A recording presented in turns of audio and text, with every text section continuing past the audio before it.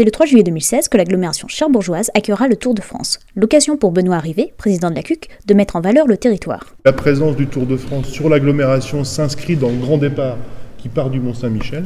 Et je vous rappelle que nous travaillons sur ce projet en association avec l'ensemble des villes du département traversées au travers d'une association qui s'appelle l'association Le Grand Départ, qui est d'ailleurs présidée par Jean-François Legrand. Donc il y avait bien une volonté départementale.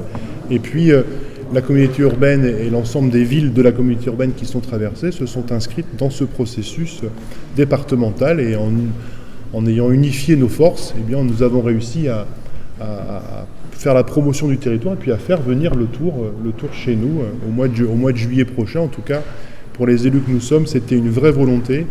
Et nous sommes là aujourd'hui pour mettre en place la mécanique et pour faire de ce 3 juillet une fête sportive, bien évidemment, mais aussi une fête populaire, avec, nous l'espérons, des retombées positives pour le territoire, pour nos commerçants le jour J et la veille, c'est certain, mais aussi dans les mois et années qui suivront le passage du Tour de France, puisque nous avons aussi la volonté de profiter du passage du Tour et des retombées médiatiques qui sont extrêmement importantes pour faire parler de l'agglomération, du département de la Manche et puis bien sûr de Cherbourg en Cotentin qui sera devenu une réalité lorsque le passage du Tour se fera en juillet prochain.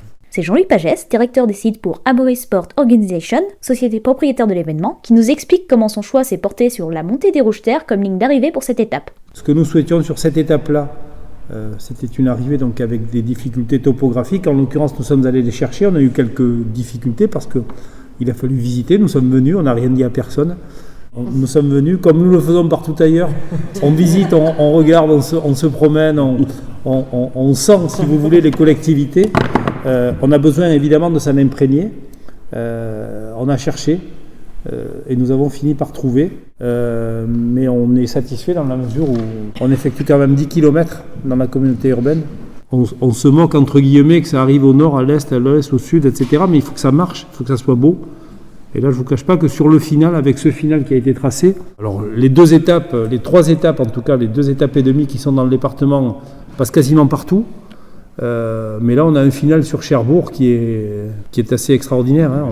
On est en front de mer, on va chercher une montée, on redescend. Enfin, c'est superbe. L'animation du territoire fait quant à elle l'objet d'un appel à projet présenté le 8 octobre dernier à Granville. Écoutez Paul-Vincent Marchand, directeur du projet Grand Départ. L'appel à projet est très ouvert. Hein. Vraiment, tout type d'animation, d'initiative peut être proposé. Exposition, fresques géantes, cinéma de plein air. Enfin, vraiment, le champ des possibles est très très vaste. C'est ouvert aux associations, aux clubs sportifs, aux établissements scolaires. Tout le monde peut participer, vraiment.